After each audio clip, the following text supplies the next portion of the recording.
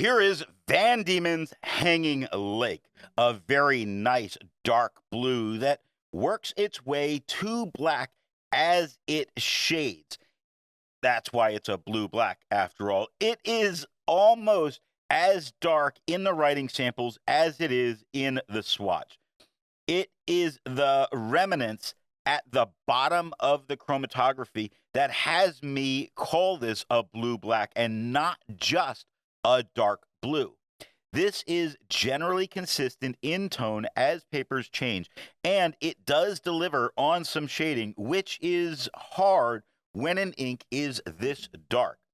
On non-fountain pen friendly paper, this performance is a nightmare with spread, feathering, and occasional bleed through. Despite being so aggressive on non-fountain pen friendly paper, I enjoy the tone so much and wouldn't put my nose up at all if I had a bottle of it. I would just make sure that I was using more premium papers because this ink is definitely deserving of it in its tone. The pen for today is a Visconti Homo sapiens. Now that we know my opinion on this ink, let's see how we got there by looking at the first writing sample done on Clairfontaine. Here we can see that the color is such a dark blue, but never gets to that, hey, it might be black. It is always a very, very dark blue, and it's looking fantastic. It has no feather, it has no spread, it can prove, it can shade. Just looking at the very first word of prove, where the PR and beginning of the O are certainly quite a bit darker than the rest of the O, VE at the end. Even Boolean right next to that. The B and first part of the O are dark, very dark. The O and L lighten up a little bit, but the EAN at the end does become quite a bit darker.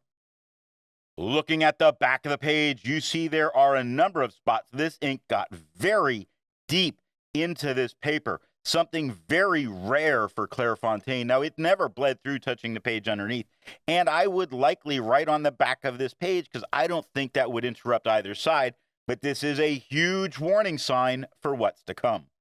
Van Dieman's makes more than just this one ink, so let's take a look at a few other inks from Van Dieman's. Here is Van Dieman's My Fair Audrey. Here is Van Dieman's Bay on Fire. Here is Van Dieman's Golden Nugget Pumpkin. The second writing sample is done in a Portage Reporter notebook. Here we can see we get the same tone as the Clairfontaine. It does not feather, it does not spread. On this paper, it does not shade. It does look fantastic as a color on the page, even though this is not as bright a white as the Clairfontaine. Looking at the back of the page, you can see it gets very deep into the page, a lot. Tons of ghosting, wouldn't be able to write back here, and I marked it down as it bled through a lot. These spots bled through to where they really left quite a bit of remnants on the next page. It was not a good thing. There's a lot to be learned by doing multiple chromatographies. The one on the left is done the way it's supposed to be done. A line of ink is put down to immediately put into water to show the separation of those colors making the ink. Now the one on the right is marked with a D. This is allowed to dry for 10 minutes before it's put into water.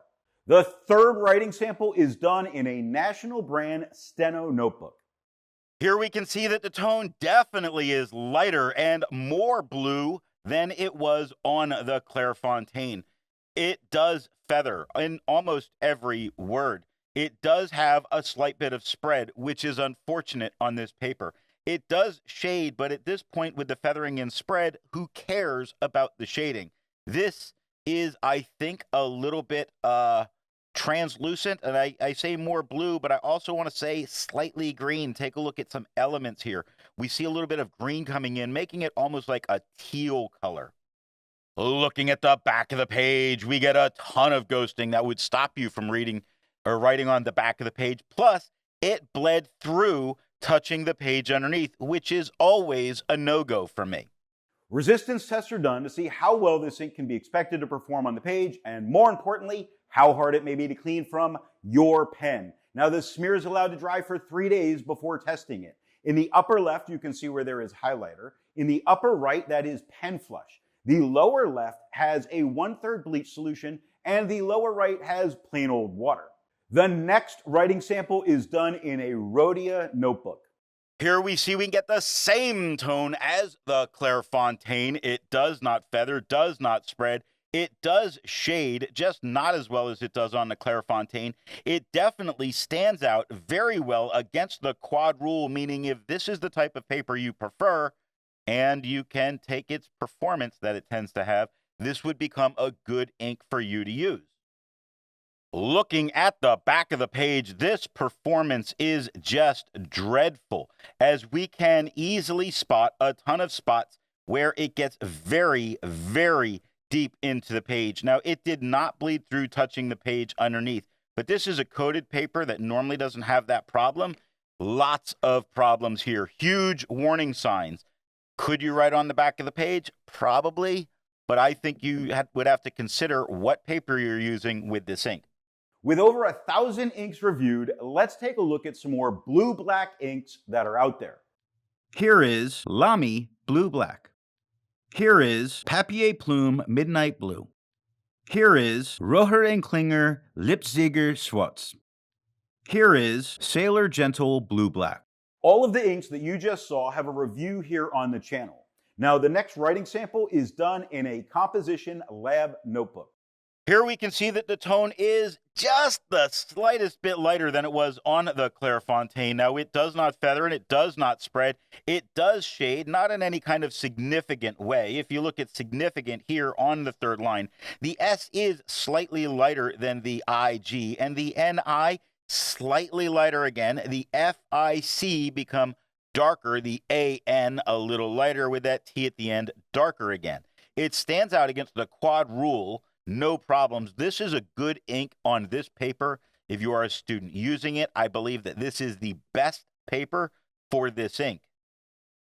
Looking at the back of the page, you can see why I call it the best paper for this ink. There's no bleeding and no ghosting. While it's nice to see inks that are in the same color family, I prefer to find inks that complement the color on the page. Here is Noodler's number 41. Here is Geherban Rouge Bourgogne. Here is Mont Blanc Gandhi. Here is Monteverde Garnet.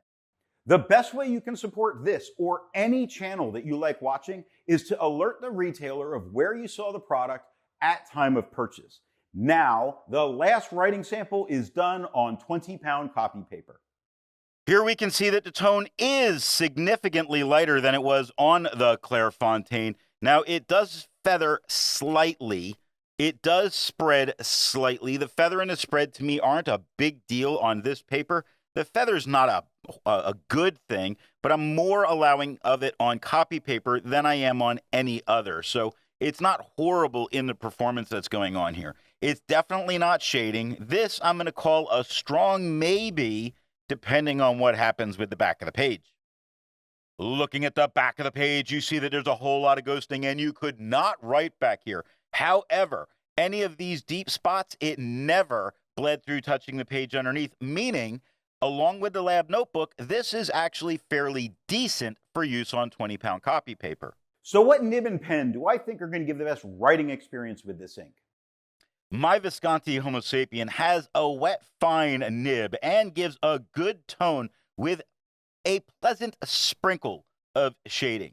Now, you've seen the aggression issues of this ink, so to get control off camera, I tried a dry fine, and the tone was much more mid to dark blue than, and it had better shading because it toned down some, and I really think it lost something there in getting to be a lighter tone.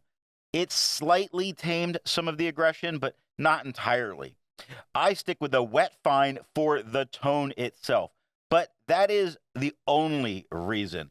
I just would have to live with the aggression it brings towards most papers, or make the proper paper choice for this ink.